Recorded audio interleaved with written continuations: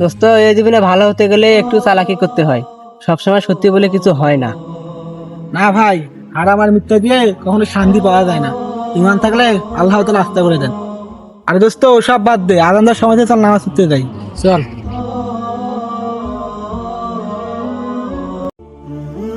আরে দোস্ত থাম। কেনেডা আবার কি হলো?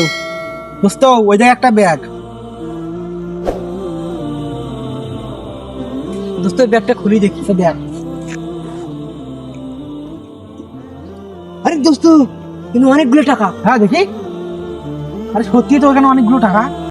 দোস্ত, আমাদের তো ভাগ্য খুলে গেছে। আরে না ভাই, এটা আমাদের না, এটা যার তাকে ফেরত দিতে হবে। আরে পাগল নাকি? কেউ দেখে না, চুপচাপ রেখে দে। আরে না ভাই, তুই বুঝিস না, এটা ইমানের পরীক্ষা। আল্লাহ, ব্যাগটা ফিরে দাও আল্লাহ। আল্লাহ, মা আমার অসুস্থ আল্লাহ, ওই টাকা দিয়ে আমি চিকিৎসা করবো মার আল্লাহ। বড় ভাই থামেন। আরে বড় ভাই, আপনার কি হয়েছে? আপনাকে দেখে মনে হয় আপনি খুব চিন্তিত। ভাই আর বলিও না ভাই, আমার একটা ব্যাগ হারিয়ে গিয়েছে। ওই ব্যাগের মধ্যে আমার অনেক টাকা ছিল। ওই টাকা দিয়ে আমার মায়ের চিকিৎসা করব। যদি টাকাটা আমি না পাই আমি শেষ। ভাই দেখো তো এই ব্যাগটা নাকি? আলহামদুলিল্লাহ ভাই, এই ব্যাগটা হয় ভাই, এই ব্যাগটা হয় ভাই।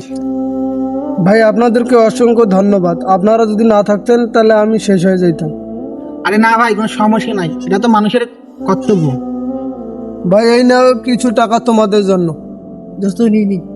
না ভাই, লাগবে না, এটা আমরা আল্লাহ তাআলার সন্তুষ্টির জন্য করেছি। ভাই আপনারা অনেক ভালো থাকেন, আমি যাই। আসসালামু আলাইকুম। ওয়ালাইকুম আসসালাম। ভাই আপনিও ভালো থাকবেন। দোস্ত, আজ বুঝলাম আসল চোখ টাকায় নাই, ইমানে। যার ইমান আছে সে কখনো হারায় না। তা দোস্ত চল নামাজ পড়া।